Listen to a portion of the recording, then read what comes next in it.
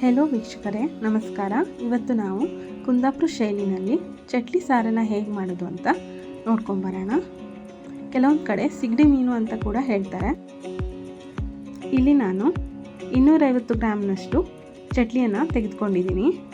ಕೆಲವೊಂದು ಕಡೆ ಶಾಪ್ನಲ್ಲೇ ಕ್ಲೀನ್ ಮಾಡಿ ಕೊಡ್ತಾರೆ. ಇಲ್ಲಿ ನಾವು ಮನೆಯಲ್ಲೇ ಕ್ಲೀನ್ ಮಾಡ್ಕೊತಾ ಇದ್ದೀವಿ. ಇದರಲ್ಲಿ ಒಂದು ಥ್ರೆಡ್ ಥರ ಬರುತ್ತೆ. ಇದನ್ನು ರಿಮೂವ್ ಮಾಡಿಕೊಂಡು ಇದಕ್ಕೊಂದು ಸ್ವಲ್ಪ ಅರಿಶಿನ ಹಾಗೆ ಸ್ವಲ್ಪ ಉಪ್ಪನ್ನು ಸೇರಿಸ್ಕೊಂಡು ಚೆನ್ನಾಗಿ ಒಂದು 3 ರಿಂದ 4 ಸಲ ನೀರಲ್ಲಿ ಚೆನ್ನಾಗಿ ತೊಳ್ಕೊಳ್ಳಿ.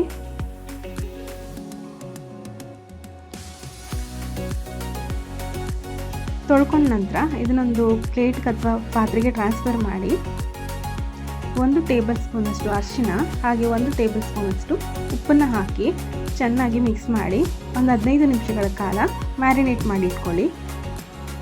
ಇಲ್ಲಿ ಮಸಾಲೆನ ರುಬ್ಲಿಕ್ಕೆ ಏನೇನು ಇಂಗ್ರೀಡಿಯೆಂಟ್ಸ್ ಬೇಕು ಅಂತ ಡಿಸ್ಕ್ರಿಪ್ಷನ್ ಬಾಕ್ಸ್ನಲ್ಲಿ ಹಾಕಿಟ್ಟಿರ್ತೀನಿ, ಚೆಕ್ ಮಾಡ್ಕೊಳ್ಳಿ.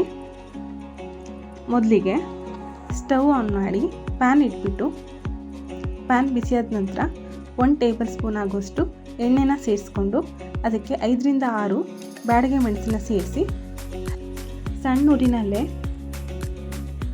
ಸ್ವಲ್ಪ ಹುರ್ಕೊಳ್ಳಿ. ಮೆಣಸು ಸ್ವಲ್ಪ ಕಲರ್ ಚೇಂಜ್ ಆಗುತ್ತೆ, ಅಲ್ಲಿವರೆಗೂ ಹುರ್ಕೋಬೇಕು. ಅದೇ ಪ್ಯಾನ್ಗೆ 2 ಟೇಬಲ್ ಸ್ಪೂನ್ ಆಗೋಷ್ಟು ಕೊತ್ತಂಬರಿ ಬೀಜ ಹಾಕಿ ಹಾಗೆ 1/4 ಟೇಬಲ್ ಸ್ಪೂನಷ್ಟು ಮೆಂತ್ಯ, 1 ಟೇಬಲ್ ಸ್ಪೂನಷ್ಟು ಕರಿಮೆಣಸು, ಅರ್ಧ ಟೇಬಲ್ ಸ್ಪೂನಷ್ಟು ಜೀರಿಗೆ ಇವೆಲ್ಲವನ್ನು ಹಾಕಿ ಸಣ್ಣ ಊರಿನಲ್ಲೇ 2 ರಿಂದ 3 ನಿಮಿಷ ಚೆನ್ನಾಗಿ ಫ್ರೈ ಮಾಡ್ಕೊಳ್ಳಿ. ಈಗ ಲೈಟಾಗಿ ಕಲರ್ ಚೇಂಜ್ ಆಗಿದೆ.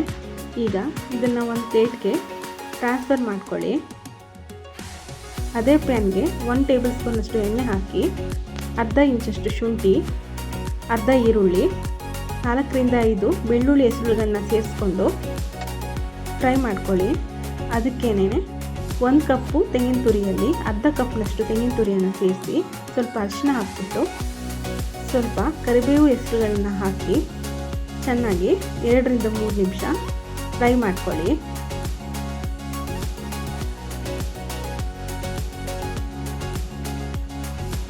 ಇದೀಗ 2 ರಿಂದ 3 ನಿಮಿಷ ಚೆನ್ನಾಗಿ ಕಲರ್ ಚೇಂಜ್ ಆಗುವಷ್ಟು ಫ್ರೈ ಮಾಡ್ಕೊಳ್ಳಿ.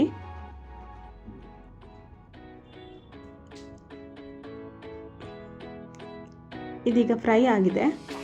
ಇದನ್ನು ಒಂದು ಪ್ಲೇಟ್ಗೆ ಟ್ರಾನ್ಸ್ಫರ್ ಮಾಡ್ಕೊಳ್ಳಿ.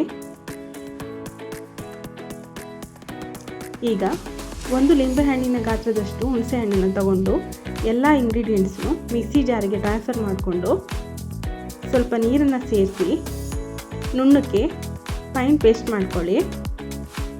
ಎಷ್ಟು ಚೆನ್ನಾಗಿ ಫೈನ್ ಪೇಸ್ಟ್ ಆಗುತ್ತೋ ಚಟ್ಲಿ ಸಾರು ಅಷ್ಟೇ ಚೆನ್ನಾಗಿ ಬರುತ್ತೆ.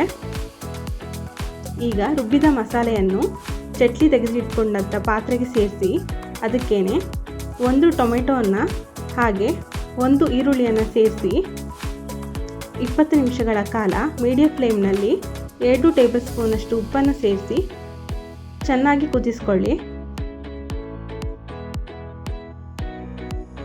ಈಗ 20 ನಿಮಿಷ ಆಗಿದೆ. ಸಾರು ಚೆನ್ನಾಗಿ ಕುದ್ದಿದೆ, ನೀವು ನೋಡ್ತಿರ್ಬೋದು. ಕುದ್ದಾದ ನಂತರ ಲೈಟಾಗಿ ಎಣ್ಣೆ ಬಿಟ್ಕೊಳ್ಳುತ್ತೆ. ಈ ಕನ್ಸಿಸ್ಟೆನ್ಸಿಗೆ ಬಂದರೆ ಸಾರು ರೆಡಿಯಾಗಿದೆ ಅಂತ ಅರ್ಥ. ಈಗ ಘಮಘಮಿಸುವ ಚಟ್ಲಿ ಸಾರು ರೆಡಿಯಾಗಿದೆ. ಬಿಸಿ ಅನ್ನದ ಜೊತೆಗೆ ಸರ್ವ್ ಮಾಡಿಕೊಂಡ್ರೆ ತುಂಬ ಚೆನ್ನಾಗಿರುತ್ತೆ.